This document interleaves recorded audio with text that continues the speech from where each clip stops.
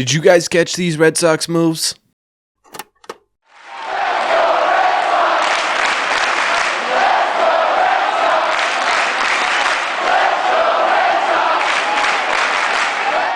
What is going on, everybody? Welcome back to Red Seat Radio. My name is Corbin, and thank you very much for clicking on this video. Before we get into anything, though, we have 2 days left, including today, to reach our goal for the Movember fundraiser here. We are just $800-ish away from hitting that $3,000 mark. It would be by far the most we've raised on this channel, probably double from what we did last year. On top of that, if we do hit 3,000, one person who donates is going to win opening day tickets to the 2026 season. So make sure you guys get yourself entered in there, and make sure you guys are taking advantage of this. Again, there's only 2 days left, so hit the link in the description of this video. But anyways, every offseason, every major league team is busy obviously improving their major league roster, right? That's always the main headline stuff. But the other thing they're doing is building out this depth. On this channel, we talk a lot about a safety net that the Boston Red Sox build up of players that, probably are never going to get a taste of Major League Baseball, but are there if you need them. And for the Red Sox, obviously that happens every single offseason. So what we do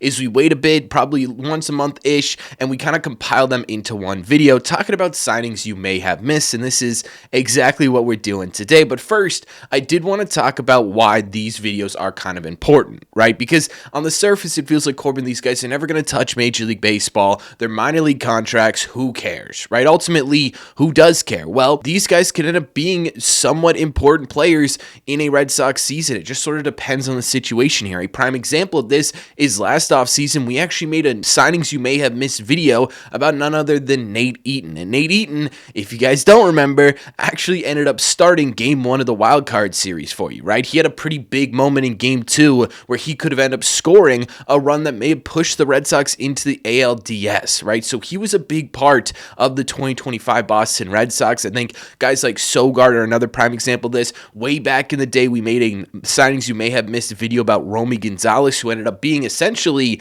an everyday player for the Boston Red Sox in 2025, right? And is scheduled to be a pretty regular player for the Red Sox going forward. So you sit here, and while they may not mean a whole lot to the 2026 Red Sox today, that doesn't mean that these players aren't going to mean a whole lot to the 2026 Red Sox 3 months from now. So I think it's always important to talk about these kind of players because you just never know who's going to be an impact on the roster. But anyways, let's actually get into these players, shall we? The first player I want to talk about, for no other reason other than the fact that in chronological order he was signed first, is one back on November 17th when the Red Sox signed right-handed pitcher Osvaldo Berrios to a minor league contract. He is a 26-year-old from Puerto Rico who was picked up by the A's in the 2017 draft. Dude has kind of been all over the place. He's only been in 2 organizations in Major League Baseball so far. It's been the Oakland Athletics and most recently the St. Louis Cardinals, but he's been up and down and all over the minor league system. He did get up to AAA for the first time this season in the Cardinals organization. It did not go super well. It was a 9.28 ERA with a little bit of a lower FIP at 7.86, but still not exactly an impressive number here. It was a pretty small sample size. It was less than 20 innings at the AAA level, so I'm not going to totally dismiss this guy altogether because of these statistics, but not exactly the best first impression for a AAA career here. Overall in the minor leagues, it hasn't exactly been more impressive. I guess this is a little bit more impressive than an almost 10 ERA,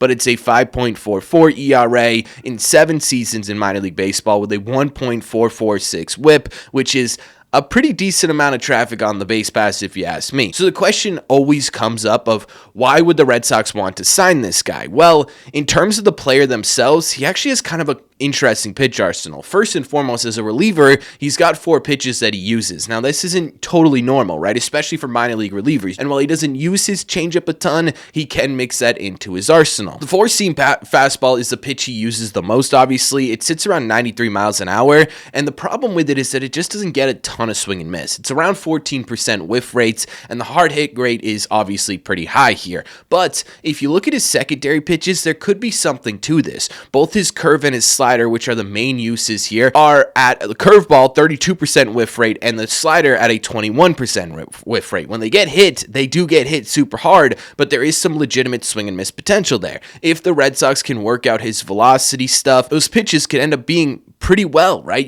If you could figure out a fastball that's even league average, you're off-speed stuff and tends to play a bit differently, right? I have a feeling that because the fastball is incredibly easy to hit here, hitters don't really have to respect it. And I have to imagine that's a big reason why the Red Sox brought him into this organization. Now, the other sort of in general, why did they sign this guy is actually pretty simple. You need to fill out the roster down there in AAA, right? This offseason, you've already traded Luis Guerrero, DFA Josh Winkowski, traded both Bernie and Murphy. They're all gone. You just simply need bodies down in AAA to take some innings. Berrios can absolutely do that for you. In terms of whether or not this is one of those guys that we're going to see at the major league level this season, between the two of the players we're talking about today, I would say he has a much less of a chance, right? I think you look at the way the Red Sox pitching pipeline is built up right now. Some of these prospects who are starters in minor league baseball are probably going to transition into relievers at some point in 2025. You look at some of the guys they added into this 40-man roster, right? Shane Drohan, Tyler Uberstein, David Sandlin, there we go. All those guys are probably in front of a guy like Berrios here. He's simply what he is he's playing FGHI, whatever you want to say, right? And this is what I talk about when I talk about this safety net. The Red Sox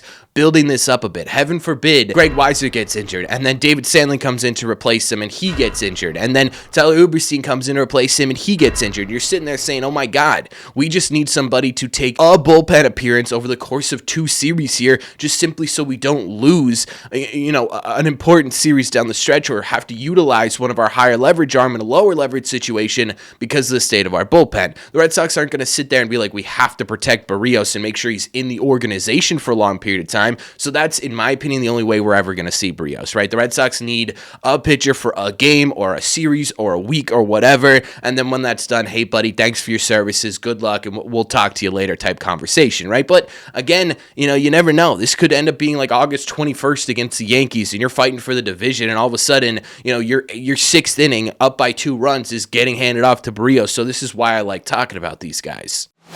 The other guy I wanted to talk about is the more recent signing from the Boston Red Sox, and this was back on November 26th when the Red Sox signed Vinny Capra to a minor league contract. Now, Vinny is a little bit different than Berrios for a couple of reasons. The obvious is that he is a 29-year-old third baseman as opposed to a 26-year-old right-handed pitcher, right? But outside of that, he does have some time in Major League Baseball. Certainly not successful time in the big leagues. I will make that very clear right now. The last season he played was 2025, where he got the most games in Major League Baseball in his 4 stints up here. He had 47 games, and he hit just 125 with a 157 on base percentage and a 177 slug for a 334 OPS, which is, for the first time, I think, in a video, we're going to say a negative OPS plus at -6. That is 106% worse than your league average bat here, so not exactly the most prolific bat the Boston Red Sox could have gotten themselves. However, I did say that he was a third baseman by trade, and he is a third baseman by trade, but he has spent some significant time in every other infield position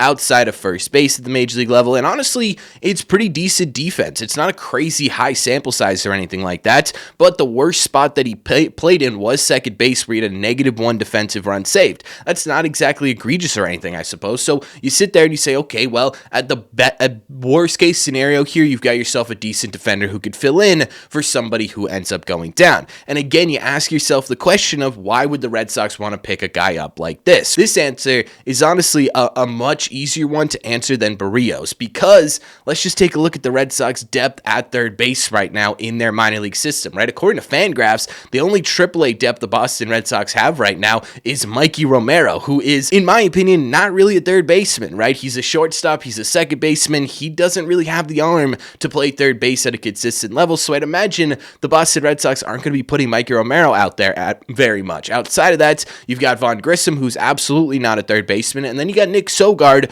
who in my opinion actually does have the potential to start the year on the Boston Red Sox. I love Nick Sogard. I think Nick Sogard is such a perfect bench piece for a major league team. This guy could play infield, this guy could play outfield, he could play first base, he could play third base, he can hit from the left, he can hit from the right. He's not going to give you any real power at the major league level, but he did have a pretty decent contact rate at the major league level in terms of just simply putting the ball in play, right? Again, another guy who you sit there and you say, he was kind of a hero in the wild card series, right? Mostly because he was like the only dude who could end up making consistent contact in the wild card series, but still, right? He played an important role for the Red Sox in a postseason game here. So if Mikey can't really play third base and Nick Sogard, I want at the major league level, who the hell is playing third in AAA? Well, now you have your answer, right? It's Vinnie Capra. And again, you take a look at, sort of the depth chart of the Boston Red Sox and you say, okay, well, whoever we end up getting for third base, whether it's Meyer, Bregman, Okamoto, whoever it ends up being here, if they get injured and Nick Sogard's there, who's going to take his spot on the bench? Well, now you got a guy who can do that as well. So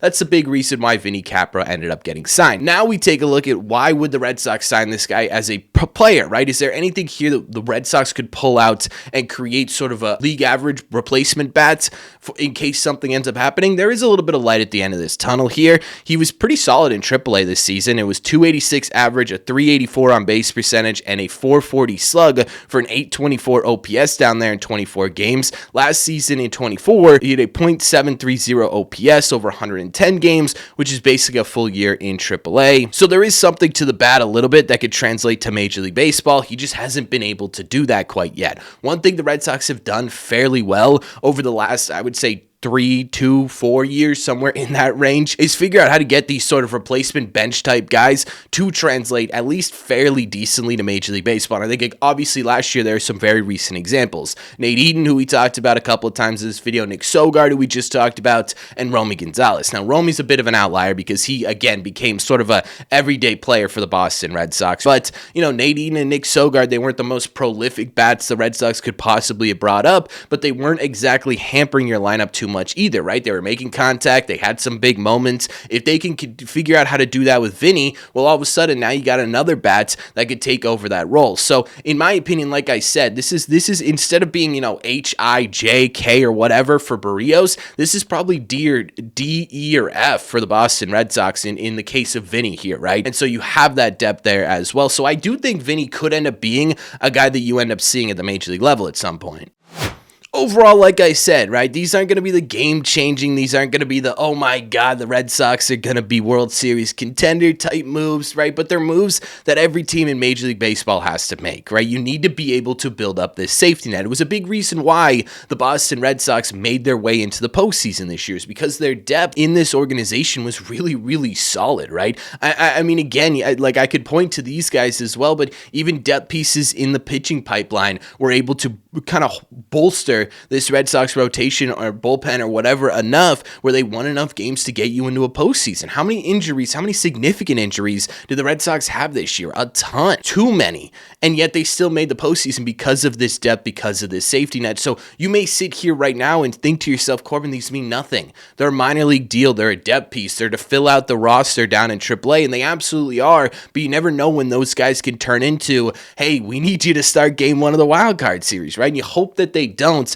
but they're there if you need them to. So let me know in the comment section down below, what do you guys think of these deals? Are they deals you're moderately interested in? Did I explain them enough for you to sit there and say, okay, yeah, I can see this guy being a fifth inning reliever or a defensive replacement at some point this season? Or do you still not care? Did I not do enough here to make you care about these signings? Let me know all your thoughts in the comments. As always, if you made it to the end of this video, do me a favor, make sure you guys have hit that subscribe button if you haven't already. If you're new here, we talk Red Sox content almost every single day. Also, make sure you guys hit the like button on this video as well. It just simply helps out a ton, and it's the best way to let me know you're enjoying the content. Thank you all very much for clicking on this one. Don't forget to donate to Movember. Link is in the description, and as always, I will see you in the red seats.